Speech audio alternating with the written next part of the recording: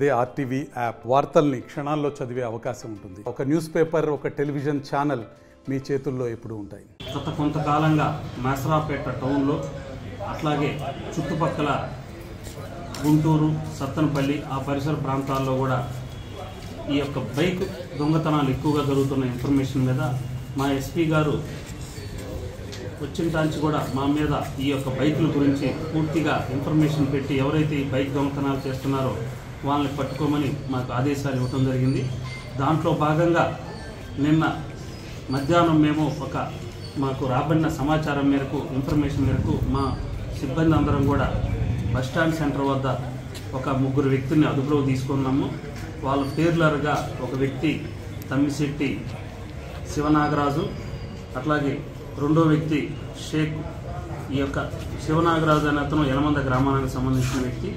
అట్లాగే రెండో వ్యక్తి మండ్యం రవి, ఇతని గుడిపూడి గ్రామం, సత్తెనపల్లి మండలం.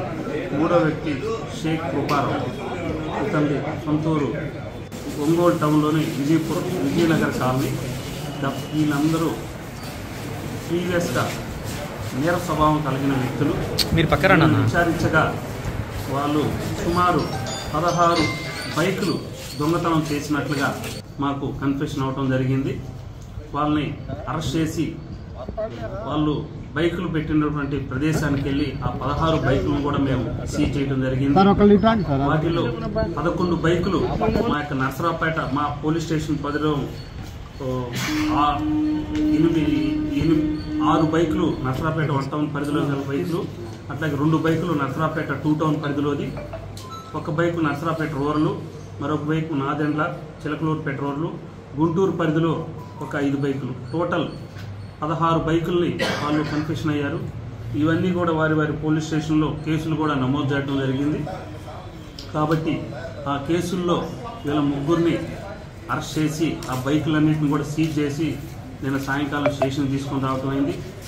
వీళ్ళు ముగ్గురు కూడా నేర స్వభావం కలిగి గతంలో కూడా ఈ యొక్క యలమంద అనే వ్యక్తి పలుమార్లు 1 టౌన్ 2 టౌన్ పరిధిలో కూడా ఈ బైక్ కేసు, స్టోరీ కేసులో రిమాండ్కి కూడా పంపడం జరిగింది. అట్లాగే ఈ యొక్క రవి అనే అతను కూడా ఆ యొక్క శివనాగరాజ్కి దూర బంధువు అవుతాడు. ఇతను కూడా అతనితో కలిసి పలు నేరాలు చేయటం, అట్లాగే దొంగలిచ్చిన బండ్లు ఇతను అమ్మి పెట్టడం, ఈ విధంగా నేరాలని చేస్తూ ఉన్నారు. ఈ మూడో వ్యక్తి షేక్ కృపారావు, గతంలో ఇతని పైన స్నాచింగ్ కేసులు కూడా ఒక 7-8 కేసులు స్నాచింగ్ కేసులు ఉన్నాయి. ఒంగోలు టౌను, సత్తెనపల్లి, నకరికల్లు ఈ చుట్టుపక్కల స్నాచింగ్ కేసులు చేస్తూ వీళ్ళు జైల్లో అందరూ కలిసి మాట్లాడుకొని బయటకు వచ్చినా కూడా, జైలు నుంచి రిలీజ్ అయినాక బయటకు వచ్చి కూడా మళ్ళీ కూడా ఈ యొక్క నేరాలు చేయడానికి ప్రయత్నాలు చేస్తూ నేరాలు చేస్తూ ఉంటే నిన్న పట్టుబట్టడం జరిగింది. వీళ్ళ ముగ్గురిని అరెస్ట్ చేసి స్టేషన్ తీసుకురావడం జరిగింది. నిన్న సాయంకాలం అరెస్ట్ చేసి ఈరోజు మీరు పక్కన వీళ్ళ ముగ్గురు పైన ఈ బైక్ కేసుల గురించి కేసులు నమోదు చేసి ఈరోజు రిమాండ్కి పంపడం కూడా జరుగుతుంది.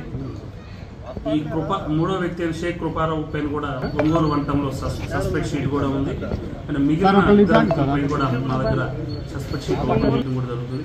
అంటే ప్రజలందరూ కూడా దీంట్లో తెలుసుకోవాల్సింది ఏంటంటే, ప్రజలు వారి యొక్క జీవన విధానంలో త్వరగా ఎక్కడికైనా వెళ్లాలనే ఉద్దేశంతో బండ్లు ఏదైతే రోడ్డు పక్కన పార్క్ చేయటం, బస్టాండ్లో పార్కింగ్ ప్లేస్లో కాకుండా బస్టాండ్లో విడిగా పెట్టేయటం వల్ల అదే అనువుగా చూసుకొని వాటి దగ్గర ఎవరు ఉండకపోవటం వల్ల వీళ్ళు ఎవరు లేని బండుల దగ్గర నిలబడి ఏదో వాళ్ళ దగ్గర తాళాలు తెచ్చుకొని ఆ తాళాలతోటి ఈ బండ్లు తీసుకొని వెళ్తున్నారు. కాబట్టి ప్రజలందరూ కూడా దీని మీద కొంచెం అవగాహన కలిగి ఉండి బైకులు ఎక్కడైనా రోడ్లపైన పార్క్ చేసేటప్పుడు తగిన జాగ్రత్తలు తీసుకోవాలి. ఇక నుంచి ఇటువంటి అఫెన్సులు జరగకుండా మేము కూడా నిత్యం గస్తీ తిరుగుతూ ఎవరైతే ఈ నేరాలు చేస్తున్నారో వాళ్ళందరి మీద కఠిన చర్యలు తీసుకుంటూ పలు కేసుల కింద వీళ్ళని అరెస్ట్ చేసి జైలుకి కూడా పంపించడం జరుగుతుంది.